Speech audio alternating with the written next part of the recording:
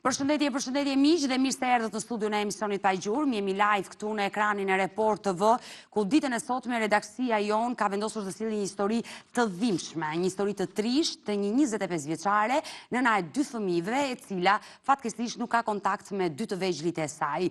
U largua nga shtëpia në moshën 14 vjeçare, pa dëshirën e prindërve, u dashurua me djalin, që u bë babai fëmijëve të saj, por nuk e dinte se çfarë do e priste më pas. U dashurua me një person i cili ishte përdorur si lëndë narkotike dhe jeta që ai kishte premtuar ishte krejt ndryshe. Ndaj, pasi u bë nën, Jessica quhet, u largua me 2 fëmijët e saj, por se çfarë ndodhi, se si i humbi kjo nën 2 fëmijët, do të jetë pikërisht 25 vjeçaria që do na i rrëfej ditën e sotme këtë histori. Ajo ndodh me mua në studio, por imazhi i saj do të jetë i mbuluar dhe dua ta përshëndes. Jessica, përshëndetje dhe mirë se erdhe. Faleminderit, përshëndetje juve. Një histori e dhimbshme ajo që do rrëfesh sot, dhe teksa ke folur edhe me gazetaren Klaudion, e cila më informoi me detaje për historinë tënde, më erdhi shumë keq. Një nën e re në moshë, shumë e bukur, sepse publiku nuk e shikon imazhin tuaj, por që fatkeqësisht u bë një kohë gjatë që të vegjëlit e tu si ke pranë. Po. Sa kohë ke që nuk jeton me fëmijët? U bë 3 vite që unë nuk jetoj me to. Por në telefon ke pasur kontakte? Me të voglin po, se gjyshi vet ma vazhdimisht edhe ma nxjerr me kamer, po në takim, jo. Por me djalin e madh? Djalin e madh u bë që ka i ngrishin nga 3 vite, edhe 2 herë kam shkuar, kam taku vet, edhe nuk kam taku më. Ju jeni divorcuar dhe gjykata kujdestarin u ka lënë juve për të 2 fëmijët. Ndaj unë kam ftuar sot juristen Nexhi Beqiri, sepse kemi nevojë dhe për anën ligjore. Nexhi, përshëndetje dhe mirë se erdhe. Përshëndetje, Odeta. Do të jemi sot me historinë e kësaj 25 vjeçare, e cila do na i rrëfej me detaje çfarë ndodhi në jetën e saj dhe pse i ka humbur fëmijët, por fillimisht të dyjave dua t'ju kërkoj ndjes, sepse dua që ditën e sotme në këtë live të prezantoj një histori të një personi të humbur, një djalë i ri, 22 vjeçar, nga Fusharza, me emrin Enkrist Kola dashurmiq, i cili është larguar dhe ka humbur çdo kontakti me familjen e tij në 13 shtator të këtij viti. Regjia na ndihmoi me pasaportën dhe të dhënat e 22 vjeçarit, i cili kishte shfaqur probleme të shëndetit mendor përpara disa viteve dhe konkretisht që kur kishte humbur nënën nga kjo jetë. Ai ka dalë nga banesa mbas ditën e 13 shtatorit, duke i treguar babait të tij se një person e kërkonte, një person i panjohur dhe do dilte ta takonte, por nga ai moment nuk dije se çfarë ka ndodhur me fatin e tij dhe drejtimi ngelet ende i paditur. Por kush është historia e Enkrist Kolës? Unë dua të prezantoj një material të shkurtër dhe rikthehemi.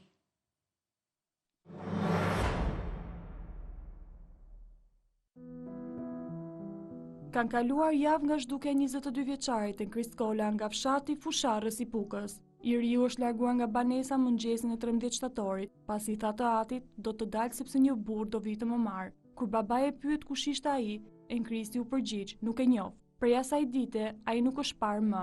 Familja bëri menjëherë denoncimin në polici, por dhe pas më shumë se 2 javësh, nuk ka asnjë informacion për vendodhjen e tij. Sipas familjarëve, Enkristi vuante nga problemet të shëndetit mendor dhe se është përkeqësuar që pas vdekjes së nënës së tij 6 vite më parë.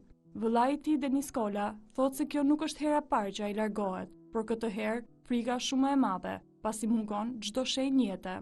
Sot në studion e emisionit Pa Gjurmë, në një lidhje direkte do të jetë vëllai i Enkristit për të përcjellur informacione të reja lidhur me rastin.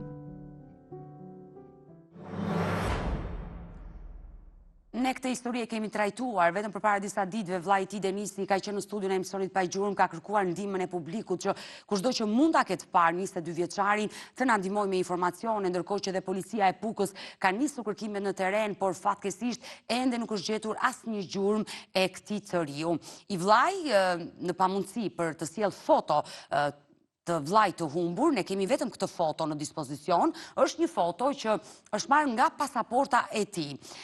Për shkak se në momenti që Enkrist Kola ka dalë nga shtëpia, ka pasur me vete edhe celularin dhe të gjitha fotot e tij personale kanë qenë në telefonin e tij. Dhe fatkeqësisht është e vetmja foto që vllai ka në dispozicion të Enkrist Kolës. Por nga kamerat e sigurisë që regjia do më ndihmojë, i vllai ka mundur të siguroj disa pamje të 22 vjeçarit. Këto kamera sigurie, dua ta theksoj, janë disa ditë përpara humbjes, konkretisht në 9 shtator, ndërkohë që 22 vjeçari ka humbur në 13 shtator, por i vllai i ka siguruar këto pamje për të na sjellë në ekran, që kushdo që na ndjek mund ta identifikojë nga mënyra e ecjes.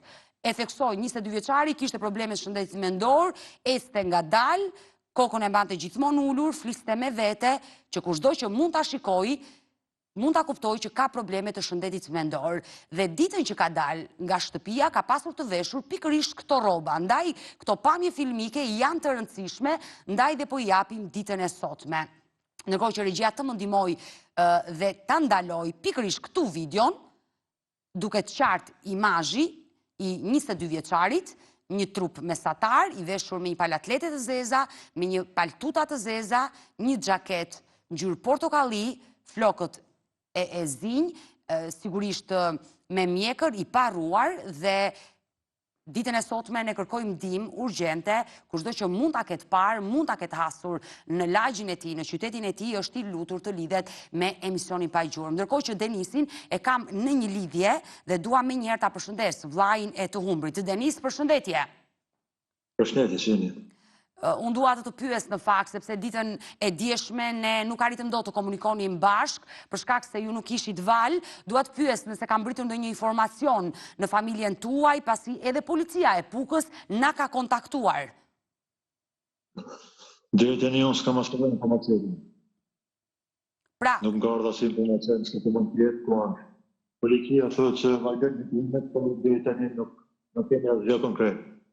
I dashur Denis, pista që është hapur në studion e emisionit pa gjurmë është qyteti i Lushnjës. Dhe këtë gjë ua kemi treguar. Ju keni qenë prezent kur shumë qytetarë telefonuan edhe pas transmetimit të asaj dite që ju keni qenë në studion e emisionit pa gjurmë dhe shumë qytetarë pretendojnë se vllai juaj ndodhet në situatë rruge në qytetin e Lushnjës. Po, për asaj dite, unë ja kam marrë kontaktin e të shërbimit, ja kam thënë policisë dhe deri tani s'kam asnjë informacion.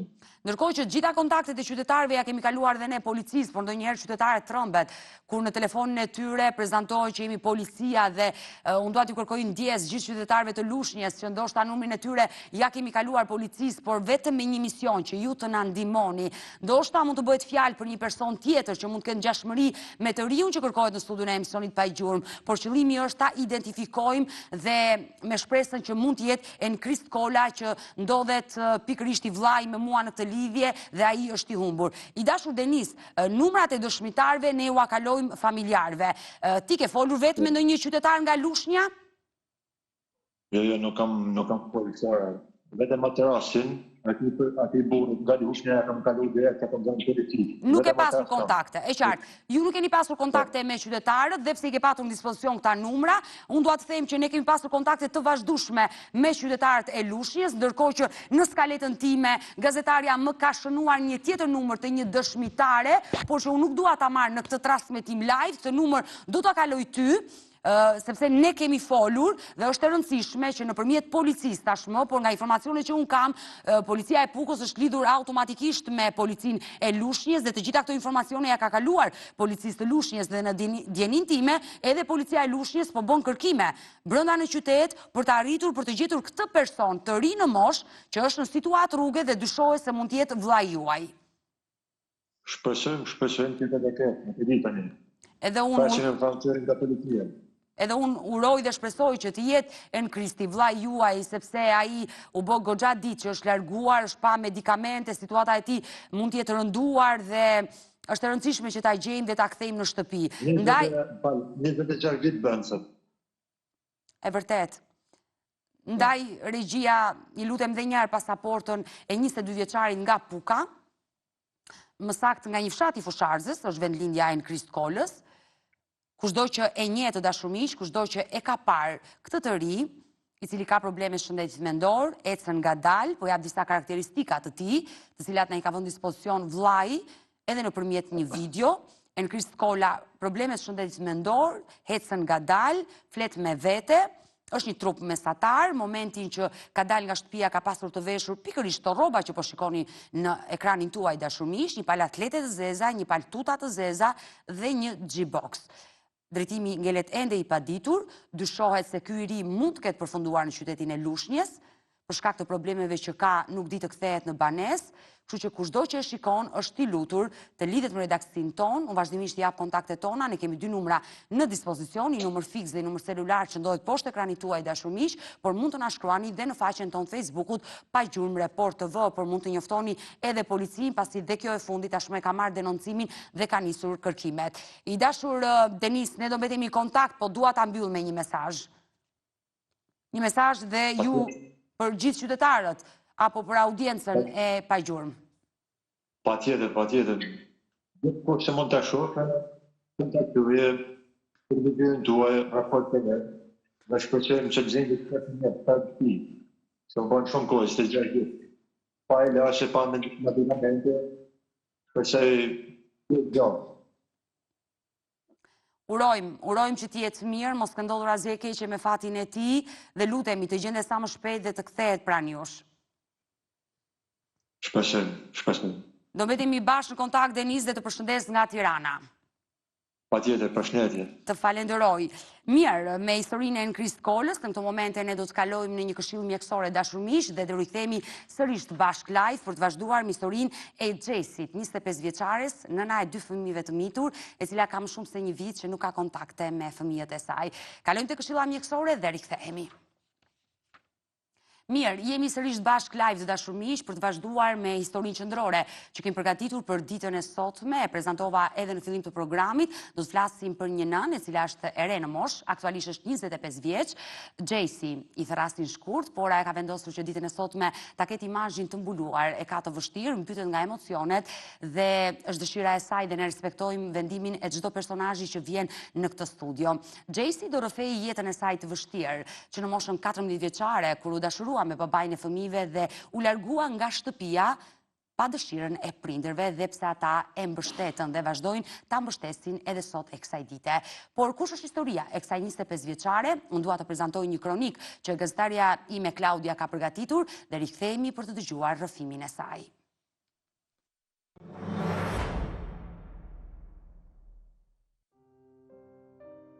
Historia e një 25 vjeçare nga fshati i Ishëm i Durrësit është një tregim i dhimbshëm që dëshmon luftën e një nëne për të mbajtur pranë fëmijët e saj. Atëherë vetëm 14 vjeç, njohu në shkollë, një djalë 17 vjeçar i merr Aljasin, pavarësisht kundërshtimit të familjes, ata vendosën të martoheshin, që në fillim martesa nuk do të ishte ajo që kishte ëndërruar, dhuna, alkooli dhe varësia e bashkëshortit nga lëndët narkotike shndruan jetën e saj në një kalvar vuajtjesh të përditshme. Gjatë 7 viteve martesë, ajo punonte në një fabrikë këpucësh për të mbajtur familjen, ndërsa bashkëshorti nuk ishte i punësuar. Nga kjo lidhje erdhe në jetë 2 djemë, sot njëri 10 dhe tjetri 5 vjeç. Pas 7 vitesh martesë, 25 vjeçarja vendosi të ndahej. Pas ndarjes, e reja gjeti strehë dhe mbështetje tek familja e saj në Itali, ku u largua me 2 djemt. Ish bashkëshorti i dha një prokurë 3 mujore për t'i mbajtur fëmijët jashtë vendit, por pas mbarimit të afatit, ai e denuncoi në polici. Si pasojë, e reja u kthye në Shqipëri dhe ju deshti lindte fëmijët nën kujdesin e babait. 2 vite më vonë, nëna filloi një jetë të re dhe njohu një tjetër person, por dhimbja për fëmijët nuk ju nda asnjëherë. Situata u përkeqësua kur në vitin 2022, xhaxha i fëmijëve, Eni Aljasi, vëllai i burrit të saj, mori djalin e madh me vete në Greqi, me arsyeën se do ta mbante për disa kohë. Fillimisht, nëna kishte mundësi të fliste me të birin përmes telefonit, po prej 3 muajsh, komunikimi mes tyre është ndërprer plotësisht. Sot, ajo i bën thirrje ish kunatit dhe familjes së ish bashkëshortit që t'i japin një përgjigje, të tregojnë se ku ndodhet fëmia dhe t'i lejojnë asaj kontaktin me të. E dashur Xhesi, vetëm 14 vjeç kur u dashurove. Po. Ndoshta ke të vështirë që të flasësh, por nëse ndonjë pyetje që nuk do doje të përgjigjeshe, mund të thuash kalot e pyetja e radhës dhe unë nuk do të lëndoj, sepse i mbushe syt me lot vetëm nga kronika, nga rreshtat që Klaudia kishte shkruar për jetën tënde. E vërtet. Ka marrë kaq shumë malli për fëmijët? Normale. Unë njohoj ishe 14 vjeç, një adoleshente, por edhe ai ka qenë fëmijë. Po, ajo është 3 vjetë para meje, në atë kohë ka qenë 17 vjeç. Ai 17 vjeç, ti 14 vjeç. Ike nga shtëpia? Po, ika, sepse babi dhe mami nuk donin, asnjë nga familja ime nuk donin. Ika e mora, pastaj prindrit e mi normale pranun, me që ti e do, mere. Ishi mirë një vit, vazhdova shkollën, pastaj ndërpreva sepse ngella 7 zane, 15 vjeça, vetëm 9 vjeçaren marrova, normal, Çfarë klase ishe kur ike nga shtëpia? klas 8. Në klasë 8. Po. Dhe në klasë të 9 ti mbete 7 zën. Po, në fund të klasës 9 unë kam ngel 7 zane. Dhe e le shkollën. Po, mbarova klasën e 9 dhe e la shkollën. Doja ta vazhdoja, por nuk ma lejuan. Vazhdova punën. Si ka qenë jetesa me partnerin tënd? Bashkëtes ka qenë fillimisht sepse Po. martes nuk bëni dot në atë moshë. Jo. 14 vjeç, ai 17 vjeç zonja Nexhi ligjërisht nuk bëhet dot martesa. Jo, mund të bëhet kur mbush 16 vjeç bën martesën me një vendim gjykate. Po pra, pas 2 viteve ke bërë martesën? Unë e kam bërë në vitin 2020, ku ka ardhur në jetë djali i vogël. Që sa vjeç ke qenë? 20 vjeça. Sa? 20. 20. atëherë Djali i ishte dytë. lejuar. Pra, e ka bërë martesën Pasi ka mbush 18. shumë vite më vonë. Po. Por flasim tek momenti kur ti mbete 7 zën, e vogël, ishe fëmijë për vete, doje të luaje. Normale. Isha e vogël, ngella 7 zanë gjithë nuk më thonin që mos e ma abortoje, por unë nga që isha vogël, qefi edhe e majta. Jo, këtu tani ndal pak. Po. Kjo mënyra se si arsyetove, të gjithë më thoshin që abortoje, kjo është pak e vështirë. Në shoqërinë tonë, edhe pse kanë liri dhe të drejtat e gruas, kanë avancuar, janë të siguruara me ligj, ka mase parandaluese për mos të mbetur shtatzën. Ka qenë 15 vjeç. Po, e qartë, por ama, kur do më thëmë vjen një fëmijë, produkt i një lidhje, në atë kohë ju keni qenë të dashuruar. Jo, Po jo. Kam qenë bashkëtes, kam qenë kështëpia. Po pra, i keni, jo, në kuptimin që një bebe e ardhur, do më thënë një fëmijë i zënë atë kohë, kur ju ishit në kulmin e dashurisë, është plotësisht e justifikuar që të mbahet.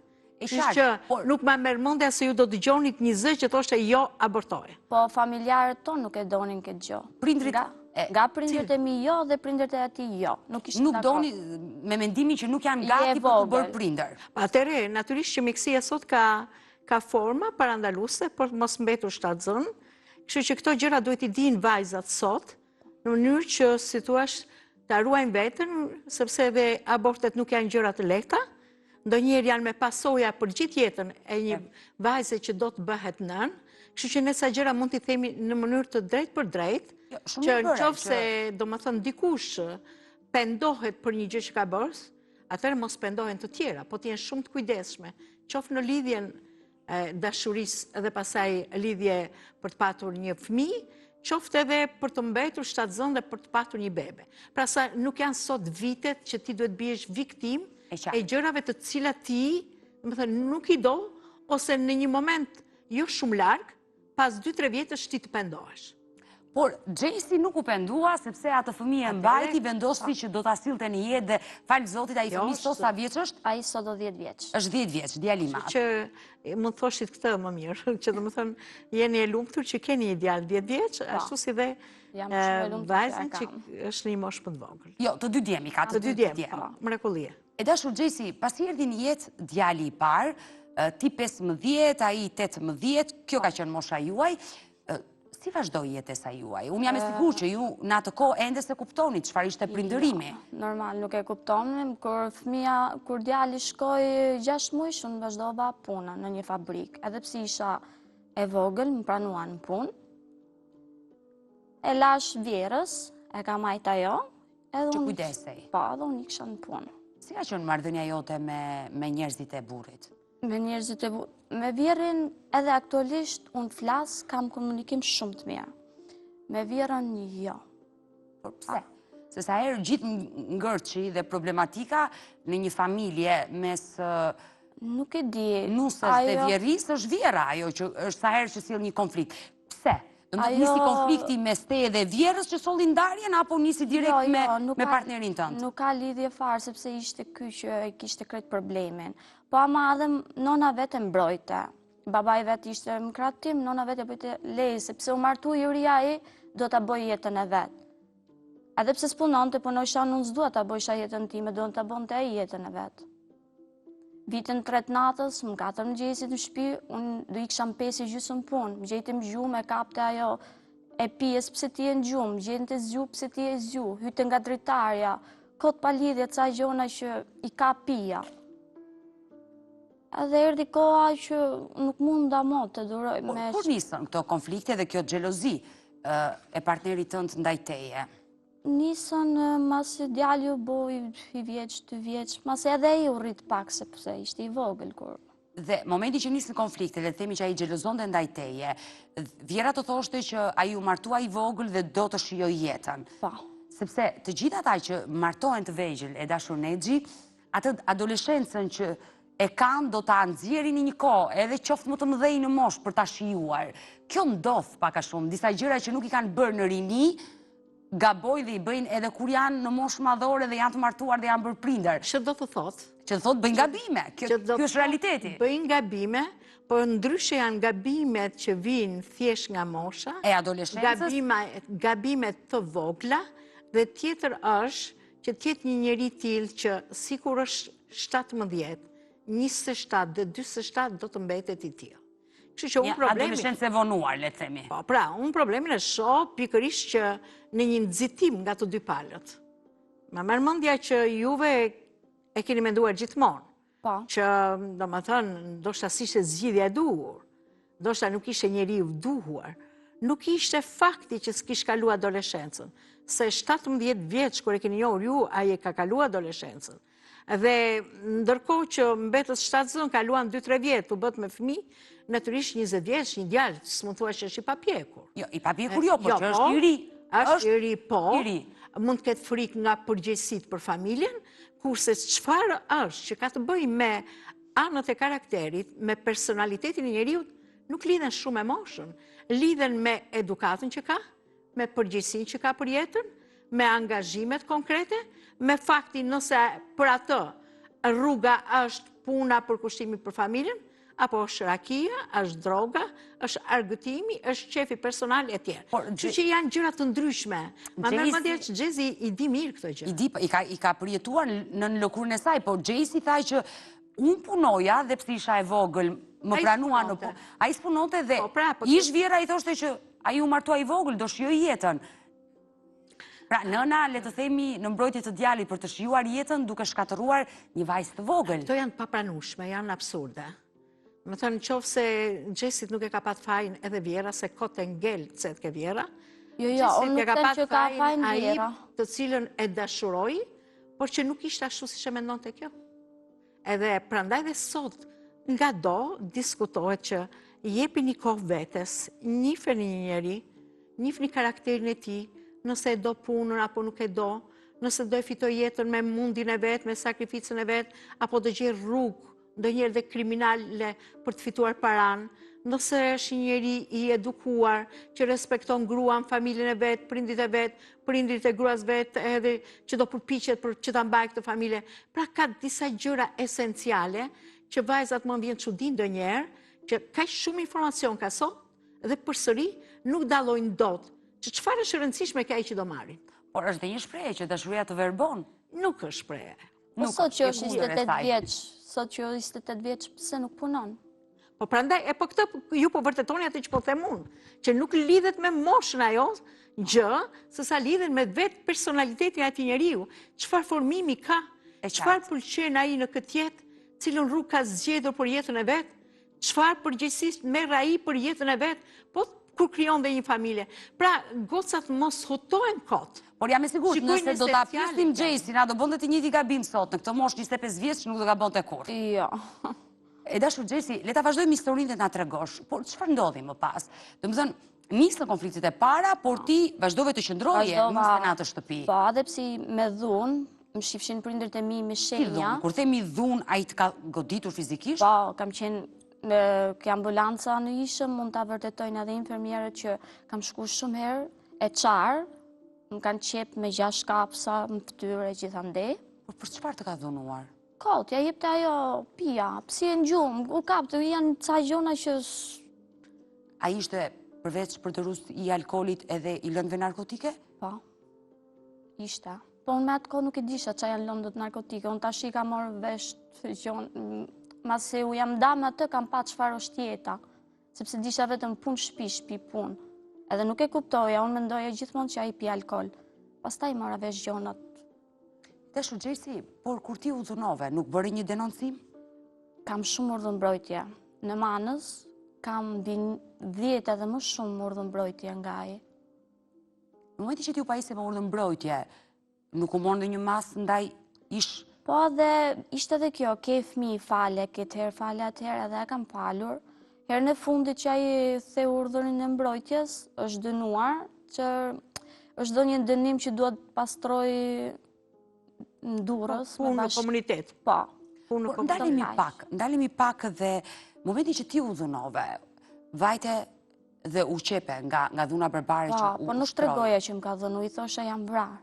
Jo, por ti e ke denoncuar, se e pa isur me urdhëmbrojtje. Por ti e ke falur, po tani, zonja Nexhi, shiko, në momenti që... Ka mundet një 3 vjetë, ndoshta pak më shumë. Që ka ndryshuar. Ka ndryshuar ligji. Le ta treqësh ti denoncimin ai person... 2019-ën, besoj ose 2020-ën, nuk jam eksakt, që edhe në qoftë se e tërheq denoncimin, gjykata, kur shikon, policia që bën denoncimin dhe pastaj gjykata, kur shikon që je dyshuar që është ushtruar dhunë, me njëherë merr masa e para që largon dhunuesi nga banesa bashkëshortore dhe pastaj e ndjek për të dhënë një urdhër 6 muaj, 1 vit apo edhe më shumë.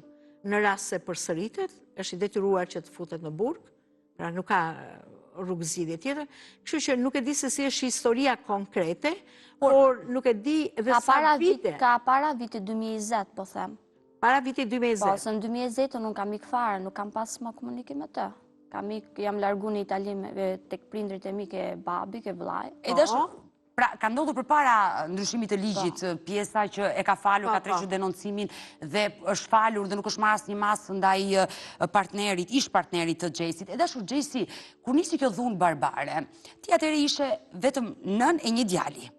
Apo kishte ardhur një edhe djali i dytë? Jo, djali i dytë kam 2020, unë jam ndarkur fëmia ka qenë vetëm 40 ditë. Por pse nuk vendose të ndahesh që në momenti që u përballe me një person të dhunshëm, se jam e sigurt që nëna dhe babai derën ta ka hapur? Po, unë kam ikë shumë herë nga ai, jam da shumë herë, po 1 muaj, 10 ditë, vite ke shtëpia me babin e vetë, më falë edhe këtë herë, më falë edhe atë herë. Edhe u detyrosha të kthehesha për hir të fëmisë, mendosha... Jepi një shans të dytë. Po. Por kjo gjë nuk ndryshoi kurrë tek ai person. Jo, derisa unë jam largu nga Shqipëria, mundohesha gjithmonë që ta falja, dhe sepse jemi afër, mundohesha gjithmonë ta falja. Por çfarë ndodhi? Në vitin 2020, më the, erdhi në jetë edhe djali i dytë. Po, Arturi. Ai ishte vetëm 40 ditë dhe ti vendosi të jepje fund martesës tënde, edhe nga ana ligjore. Çfarë ndodhi atë ditë? Sepse ai të ka dhunuar, ka xhelozuar ndaj teje, të ka goditur, ti je qepur, ke shenja në fytyrë dhe ti e falje. Çfarë ndodhi? Jam kurioze dhe të di çfarë ndodhi atë vit që ti more guximin dhe t'i jepje fund kësaj martese. Po, kam qenë në shtëpi, kam qenë me vjerën atë natë, kur e erdhi nga bari që i popite kafe, nuk e di ku ishte. Erdhi edhe më kapët për telefon për diçka, nuk e di, edhe vazhdoi edhe më dhunoi. Unë mora babin, nuk mund ta dëroj sepse isha 40 ditë nga lindja me operim. Mora babin, thash hajde merr se unë nuk muna më. Ka marrë çunin atë e madh, të voglin nuk ma dhan atë natë. I vogli që ishe 20 ditë? Jo, ka marrë çunin e madh edhe ka mik. Çunin e vogël e ka marrë mos 3 ditësh. Dhe nga i moment, ti u shkëpute nga i njëri dhe ishe me 2 fëmijët e tu tek nëna dhe babai. Po, i ka marrë të 2, isha ke mami dhe ke babi, pastaj do iksha e shtetit, sepse vllai është atje, babi është atje dhe unë ika atje. Por ndalemi pak, unë jam e sigur që ai ka ardhur dhe të ka kërkuar sërish falje që ti të ktheheshe, por ti e kishe vendosur që Jo, nuk do unë e ktheheshe. vendosa se nuk do kthema dhe këto tash vazhdoj me pretendimet e veta, ajo ka tjetër, si gjithmonë që do i gjen justifikime. Por ish vjera juaj ka qenë prezent, ty të ka parë me shenja në fytyrë dhe ajo e dinte që djali i saj ishte dhunues dhe përdorues i alkooli dhe lëndëve narkotike. Po ajo më thonte gjithmonë që mos tregos se ai të ka bërë kështu. Mos tregos se është babi i fëmisë tot, mos tregos sot, mos i trego mamës, mos i trego babit. E thonë si tregoja, isha edhe e vogël, nuk e dija. Por kur Nëna nëna simet e saj merja. e qartë, ajo bëri rolin e nënës, pra shkosa ti qëndrove në atë familje, por kur nëna dhe baba juaj e morën vesh të vërtetën? Atëherë unë ika dhe nuk u ktheva më. Babi më ka pas thonë gjithmonë, sepse nënat janë pak, mos hajde fale, po babi më thonë të gjithmonë, Gjes, është i gjë që s'shko këtu, mos sik më okej, mos u kthe më, të ma babi, mos sik. Po gjithmonë u ktheja, Se e doje në atë kohë. normal. Ishte baba i 2 fëmijëve të tu. Por gjërat kaluan në gjykat. Ti u drejtove gjykatës për të Po, bërë dhe vazhdova. divorcin, të ndaheshe Divorcin. ligjërisht me atë person. Po e hapa vetë divorcin, u divorcova, gjykata mi lë mu fëmijët, i mora, Po, e i më dha një prokur 3 mujorshe. pra, gjykata vendosi që kujdestarin e 2 fëmijëve që në atë kohë ishin të vegjël, ti merrte nëna, ndërsa babai ju dhan disa detyrime dhe takime, pa dyshim. Detyrimet dhe takimet i ka bo sa e ka desh, nuk e kam nalu na herë. Ose për detyrimet nuk i kam kërku, sepse nuk kam nevoj edhe nuk i dua. Se unë e di se qa ka, ai s'ka për veti, jo të japë fëmijëve. Pra, le të themi që ti atë vendim gjykate nuk e respektove kundrejt babait, e le të vinte ti takonte fëmijët sa herë të donte, dhe detyrimin ushqimor mos t'ja kërkoje. Jo, nuk ja kam kërku asnjëherë, vetëm unë i kam dhënë ative, jo të mu. I kam me letra, i kam me fatura, si kam pru edhe nga Italia, i kam pru lek muj për muj i zhvjerit. Por, në momenti që u vendos gjykata që ti kishe kujdestarin e fëmijëve, çfarë ndodhi, do me thënë, si ti u shkëpute nga fëmija, se ti po më tregoj që kisha dëshirë të vija në Itali me fëmijët, dhe ai të dha një prokur. Po, më dha një prokur për 3 muaj. Mora dhe fëmijët, të regjistrova në shkollë në Itali, vazhdu në shkollën. Le të ndalemi pak tu, pra, ti mori një prokur 3 muaj, gjithnjë me mendjen tënde që s'do ktheheshe më. Po, tash t'i bëj letrat në Itali edhe s'do kthehem më. Aty jetonte familja juaj. Po. Por çfarë ndodhi? Si fëmijët i ktheve më pas? Vazhduan shkollën të 2, i madhi në shkollë, i vogli ishte në Çerdhe atë kohë në Itali. Kaloi 3 mujorshi, unë me atë kohë njofta me një djalë tjetër, që jam edhe sot me atë djalë. Do të ndërpres, sepse jam e detyruar në këto momente të bëj një ndërprerje për të kaluar në një hapësirë reklamash dhe do rikthehemi sërish në pjesën e dytë për të dëgjuar vazhdimin e historisë të Gjejsit, momenti që ti ike në Itali dhe niste një tjetër histori dashurie. Reklama dhe rikthehemi. Jemi rikthyer, jemi sërish bashk live dhe dashur Jessica, koha fluturon në transmetim live dhe të mendosh që nuk kemi thënë as gjysmën e historisë dhe na kanë ngelur në dispozicion vetëm 10 minuta. Ndoshta unë do të bëja një ftesë që ti ishe në program sërish nesër për të vazhduar, por le të shfrytëzojmë këto minuta pa i humbur kohë. Ndalemi tek Italia. Ti vendose që me 2 fëmijët e vegjël të shkojë në Itali, të merrje prokurën e babait dhe u bashkove me familjen tënde. Çfarë ndodhi? Momentin që unë njofta këtë djalin, që unë sot jam, vazhdoj kryt sherrje. Edhe ky më kishte bërë një denoncim që më ka marrë fëmijët, ka kalu dada e prokurës. Dhe unë isha shpall në kërkim në Shqipëri. Unë këtë nuk ma thanë këto, e mora vesh... Pra ai ka denoncuar për të qenë qartë në polici. Po. Që ju keni marrë fëmijët, jeni larguar dhe nuk po respektoni ato deklarat notariale, njëkohësisht dhe vendimin e gjykatës. Po. Unë e mora vesh këtë nga një kushëri im që o shoku e ti. O Gjesi, këshu e ka bërë. Unë e erdha, i ktheva fëmijët, momentin që ka marrë në Rinas, jam arrestu për këtë, si isha shpallu në... Je ndaluar? Sepse kishe kaluar afatin 3 mujor dhe u ndalove në Rinas. Po, isha shpallu në kërkim. Po? Në momentin që unë kam dorëzu deklaratën notariale që ka kalu vetëm 10 ditë... 10 ditë kishin kaluar nga prokura që e të kështë dhe unë u lirova. I prura fëmijët, edhe ja kam lënë fëmijët me një dokument që e kam bërë në noter, që ja lej përgjithësi çdo gjë babait vet. Nuk është që i ka prapë në Itali dhe braktisa fëmijët e mi.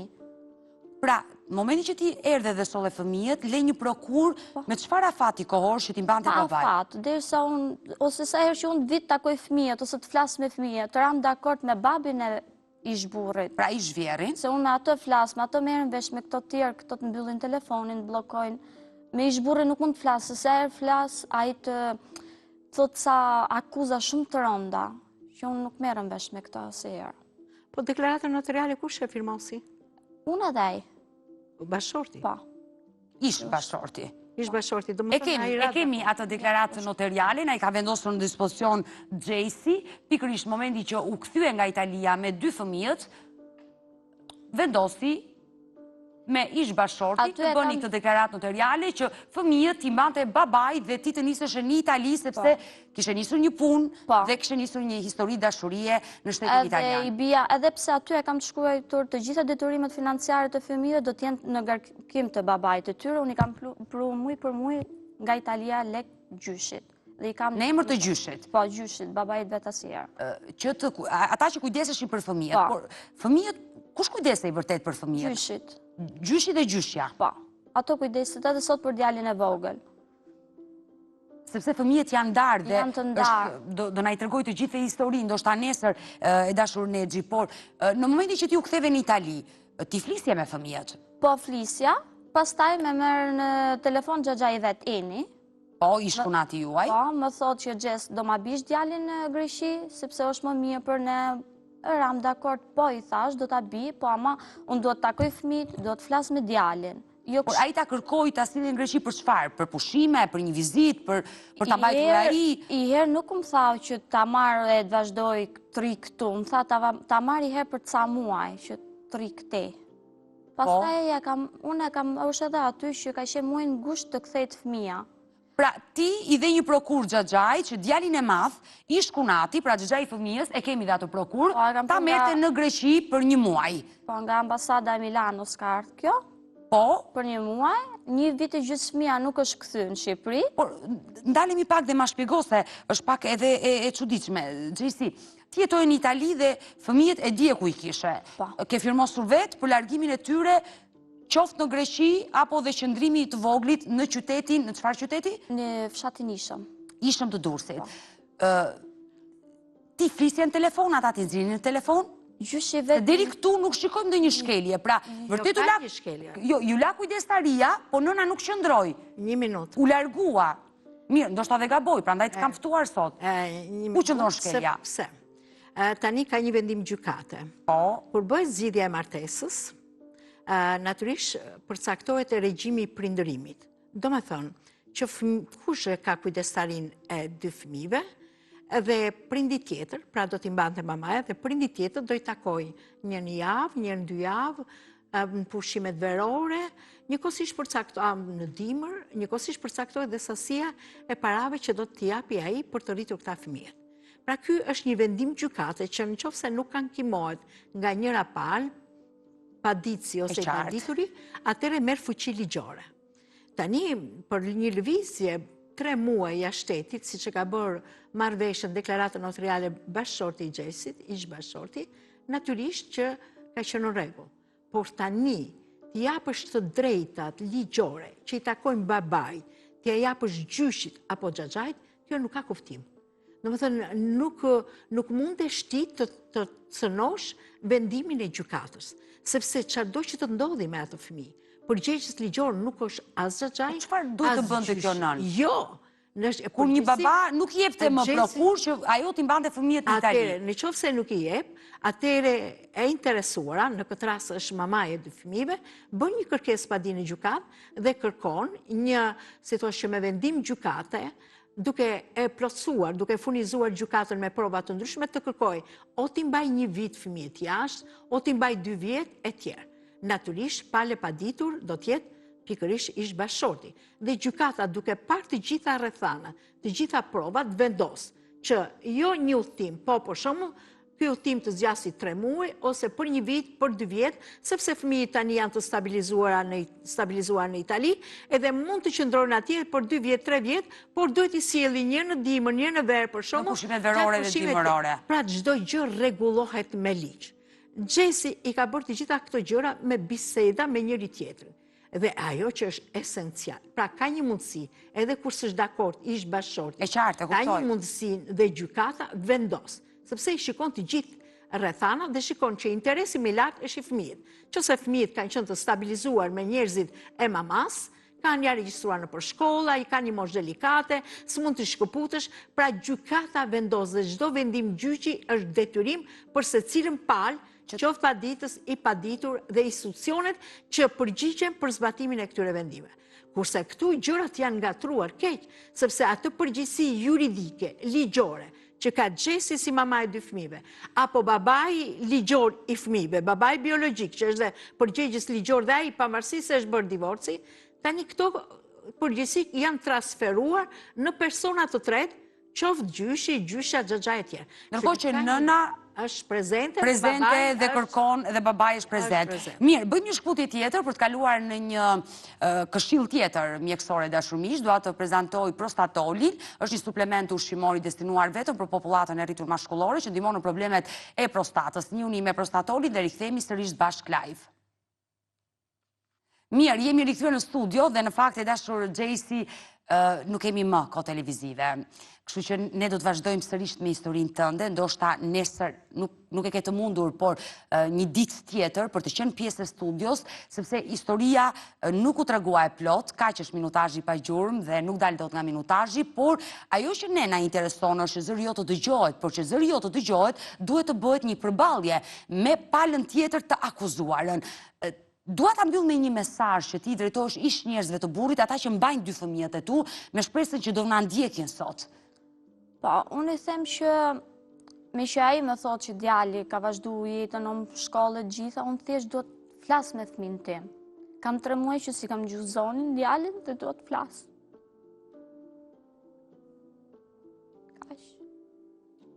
Mirë dashur, fshi lotët, do të jemi së bashku sërish të dyja në këtë studio. Gjithëm me shpresën që zëri i kësaj 25 vjeçare dashonexhi të dëgjohet, sepse e kanë ndarë totalisht nga fëmijët. Edhe nga lidhjet telefonike, edhe lidhjet me Skype, kjo nën ka 3 muaj që nuk i shikon dhe nuk u dëgjon zërin. Uroj që ata njerëz na dëgjojnë sot.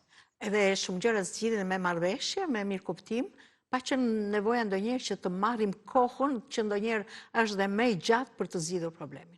Mirë, të falenderoj që të pata në studio, e dashur Gjesi, shumë shpejt do të jemi së bashku në studio, mund të jemi dhe nesër, e vendos ti atë nëse do jesh nesër, apo një ditë tjetër, dhe ne do na jepet koha e duhur që të bëjmë një përballje me palën tjetër, por jam i sigurt ata do na ndjekin ditën e sotme dhe do reagojnë dhe do na telefonojnë. Ju falenderoj dhe ju miq që na ndoqët, takojmë nesër live. Mirupafshim.